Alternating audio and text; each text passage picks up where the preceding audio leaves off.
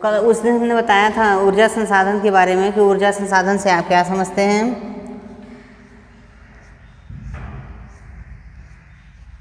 ऊर्जा संसाधन से आप क्या समझते हैं। भारत में ऊर्जा के प्रमुख संसाधनों का उल्लेख कीजिए। ये प्रश्न है आपका कि ऊर्जा संसाधन क्या होता है। उसमें बताया था कि मशीनों तथा परिवहन के साधनों को चालक शक्ति प्रदान करने वाले संसाधन ऊर्जा संसाधन कहलाते हैं। जैसा कि ऊर्जा संसाधन दो प्रकार का हमने बताया था उस समय, तो क्या एक नंबर है, नंबर एक परंपरागत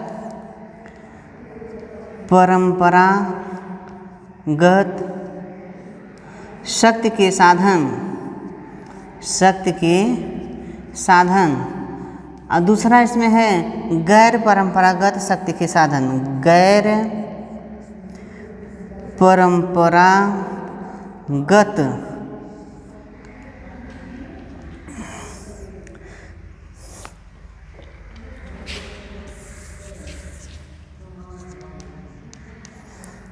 गैर परंपरागत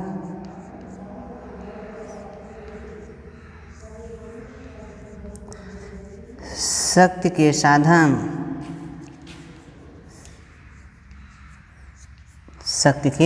साधन इसमें हम बेटा बता दिए थे प्राचीन काल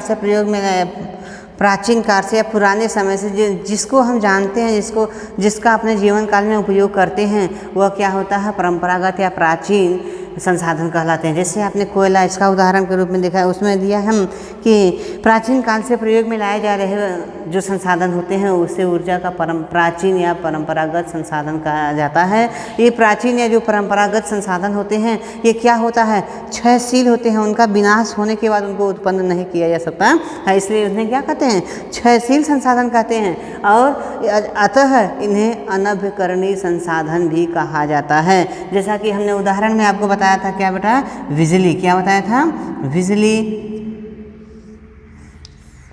पेट्रोलियम,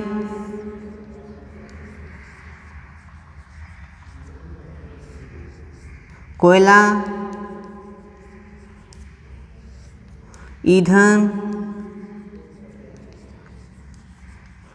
इत्यादि इस तरह से आप देखेंगे तो इसके उदाहरण और भी हो सकते हैं। ठीक है, तो इसमें आप देखेंगे परंपरागत जो प्राचीन काल से ऐसे संसाधन जो पुराने समय से अपने जीवन काल में उपयोग करते चले आ रहे हैं उसे हम क्या कहते हैं, प्राचीन या परंपरागत संसाधन कहते हैं। और ये क्या होता है, ये जो संसाधन होते हैं क्षयशील होते हैं, अर्थात एक बार क्षयशील होते हैं, अतः इन्हें अनभ्यकरणीय संसाधन भी कहते हैं। क्या कहते हैं, क्षयशील संसाधन होता है, अतः इन्हें अनभ्यकरणीय संसाधन भी कहते हैं। अनभ्यकरणीय संसाधन भी कहते हैं। आप इसको देखिएगा तो आपको पूछ देता है कभी कभी प्रश्न, उसमें बताया था अनभ्यकरणीय संसाधन के अंतर्गत रखा जाता है या पाया जाता है तो क्या है, पेट्रोलियम, कोयला, ईंधन, पशु, बिजली, कुछ भी इस चारों पांचों ऑप्शन से मिलेगा तो वही ऑप्शन आपका सही हो सकता है। फिर नीचे आपका दिया है अपना गैर परंपरागत संसाधन। यही परंपरागत संसाधन की कमी को पूरा करने के लिए जो हम नए संसाधन खोजे हैं, किस संसाधन को, परंपरागत शक्ति के साधन को कमी को पूरा करने के लिए जो नए संसाधन खोजे गए हैं उसे हम क्या कहते हैं, ऊर्जा के गैर परंपरागत संसाधन कहते हैं। जैसे बेटा इसका उदाहरण होता है क्या, अतः यह क्या होता है, अक्षयशील होते हैं, अक्षयशील कह सकते हैं आप, यह अक्षयशील होते हैं, अतः इन्हें नभ्यकरणीय संसाधन भी कहा जाता है। क्या कहते हैं,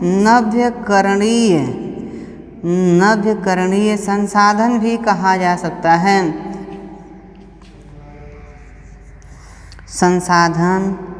नभ्यकरणीय संसाधन भी कहा जा सकता है। इसका उदाहरण हो सकता है क्या बेटा, सौर ऊर्जा। क्या होता है, सौर ऊर्जा। दूसरा होता है पवन ऊर्जा, तीसरा बायोगैस, आणविक ऊर्जा, ज्वारी ऊर्जा, क्या होता है ज्वारी इत्यादि। ये देखेंगे तो जो है कि हमारे क्या होते हैं नवकरणीय, कहने का मतलब गैर परंपरागत शक्ति से साधन के अंतर्गत रखा जाता है। आप इसमें एक एक पॉइंट को देखते चले जाइए। आपको इसमें दिया है क्या, सबसे पहले इसका गैर परंपरागत संसाधन में सबसे पहले क्या दिया है बिजली, क्या दिया है बिजली। बिजली में देखेंगे भारत में जल विद्युत का उत्पादन का अधिक विकास दक्षिण भारत में हुआ। कहाँ हुआ है, दक्षिण भारत में। आप यहाँ पे देखिएगा दक्षिण भारत है कहाँ, ये पूरा भारत का मानचित्र है। यहाँ पे आप देखेंगे इसके बीचों बीच से कौन सी रेखा गुजरी है बेटा, ये कर्क रेखा गुजरी है। कर्क एक देखा जाता है, कर्क रेखा के नीचे जो होता है उसे हम लोग क्या कहते हैं, उसे हम लोग कहते हैं दक्षिण भारत। इसे इधर दक्षिण भारत होता है, इधर उत्तर भारत होता है। मतलब तो उसमें बताया है कि बिजली का सर्वप्रथम यदि उत्पादन हुआ तो कहाँ हुआ, दक्षिण भारत में हुआ। दक्षिण भारत में हुआ। दक्षिण भारत के कहाँ कहाँ किस राज्य में हुआ, महाराष्ट्र, गुजरात, उसमें दिया है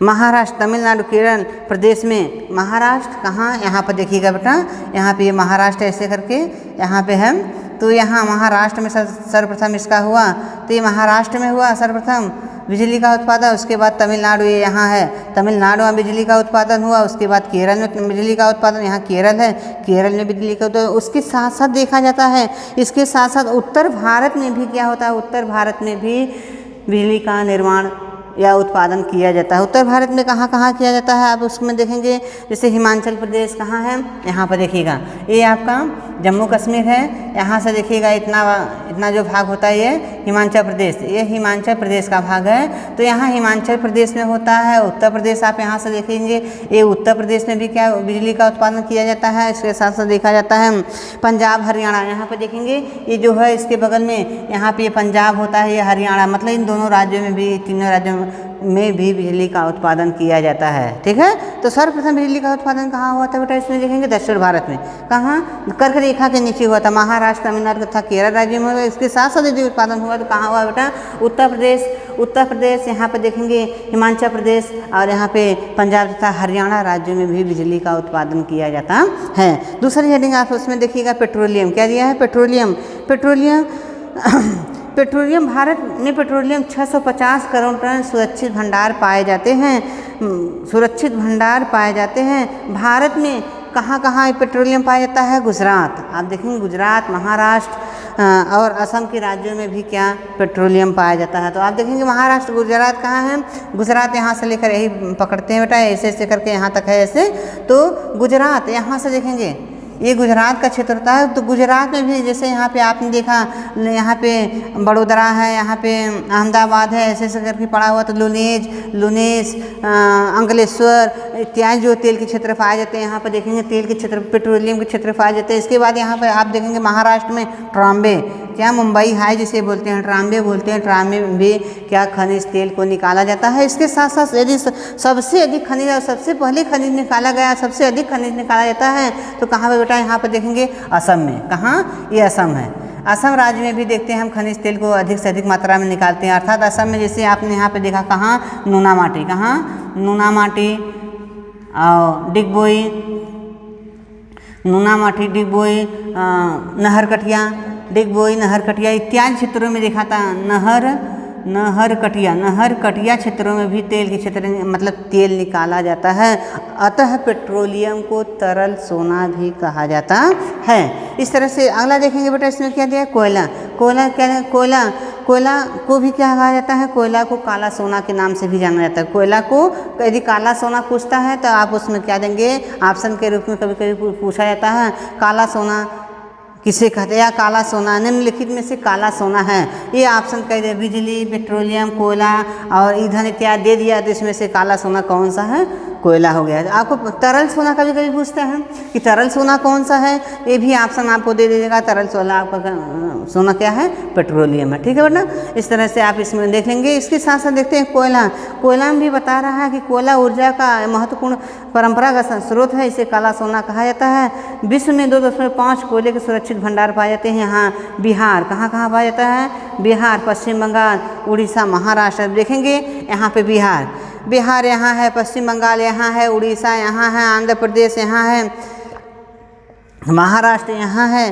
और यहाँ इन इतने क्षेत्रों में क्या होता है, कोयला अधिक से अधिक मात्रा में निकाला जाता है। अर्थात आप इसको भी देख लेंगे कोयला कहाँ निकाला जाता है। ये भैया महाराष्ट्र है, ये आपका उड़ीसा है, ये आपका पश्चिम बंगाल है, ये आपका बिहार है, यहाँ आपका झारखंड है, यहाँ पे आप देखेंगे आंध्र प्रदेश है, यहाँ पे आप तमिलनाडु देख सकते हैं, ये यहाँ पे आप देखेंगे ये कर्नाटक है। इत्यादि क्षेत्रों में देखा जाता है तो क्या कोयला निकाला जाता है। लेकिन सबसे अधिक कोयला कहाँ पर निकाला जाता है, यहाँ पे आप देखेंगे बिहार, पश्चिम बंगाल, उड़ीसा तथा झारखंड राज्यों से कोयला निकाला जाता है। इसके बाद देखा जाता है अनव, ये हमारे हो गए परंपरागत संसाधन, ठीक है। इसके बाद जो है गैर परंपरागत संसाधन।